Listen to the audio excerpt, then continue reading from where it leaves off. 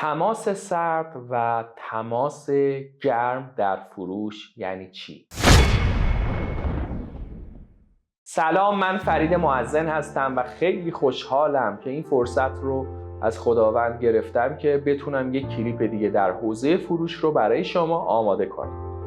امروز میخوایم راجع به تماس سرد و تماس گرم با شما صحبت داشته باشم.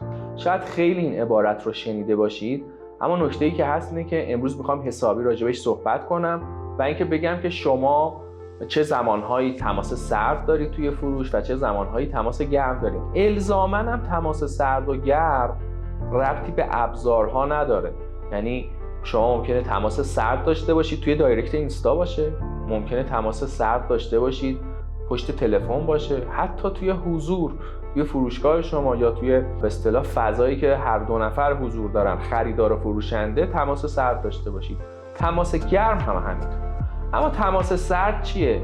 همونطور که سردی یعنی این که مثلا شما احساس سرما میکنید و مثلا منقبض میکنید خودتونو، توی مکالمه و ارتباط هم همینطوره. کسی که سرده یا وقتی که تماس ما سرد هستش، اون حالت انقباضه وجود داره. وقتی که سردی وجود داره، شما خون سردی، مثلا بیروحی، بی احساسی، سردته، حتی انرژی نداری.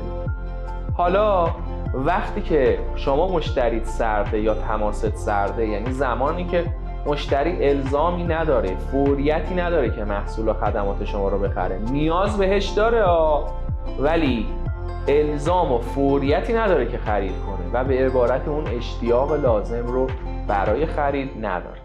خب ما تو طبیعت وقتی سردمونه چیکار میکنیم؟ یه ژاکت میپوشیم، بخاری رو زیاد میکنیم، یه جایی میریم که خودمون رو گرم کنیم، این سرما از بدن ما بره بیرون. حالا شما هم وقتی که به عنوان فروشنده تماس سرد داری و ارتباطت سرده، باید بتونی با اشتیاق زیاد اون ارتباط رو گرمش کنی. که خب حالا هزار یه تکنیک داره که تکنیکاش انشالله توی ویدیوهای آینده حتما به جزئیات و دیتیل برای شما ارائه میکنیم. حالا یه تماس گرم هم داریم. تماس گرم یعنی چی؟ یعنی مشتری دقیقاً میدونه چی میخواد، از کی میخواد، با چه قیمتی میخواد و با چه شرایطی میخواد و خودش اینقدر شور و شوق و گرما داره که به سمت شما میاد. یعنی شما نهایتاً تنها زحمتی که میکشی پرزنت میکنی محصول خیلی سریع و بستن فروش و کلوزینگ فروش اتفاق میفته. زیاد هم زحمتی بابتش نمیکشی. اما این به معنا نیست که ما میگیم هر کجا سرما گرما آنجا رود یا هر کجا گرما سرما آنجا رود. شما تو تماس سرد باید گرمی ایجاد کنی، ولی وقتی که تماست گرمه و مشتری گرمه، قرار نیست شما بری سردی ایجاد کنی. یا اگه سردی ایجاد کنی که خب خرید فیک میشه، شکست میخوره.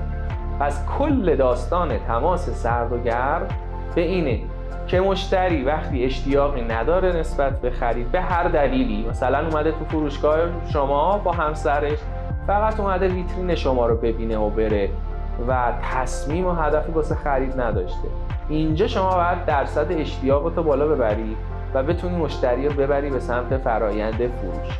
اما یه موقع است که دقیقاً همون زوج اومدن توی مغازه ما و دقیقاً میدونن چی میخوان. سریع میگن که این فلان رنگ، این اندازه، اینقدر مثلا متر رو بخوایم، مثلا این پارچه رو، و تصمیم نهایی میشه و سریع فروش اتفاق میفته.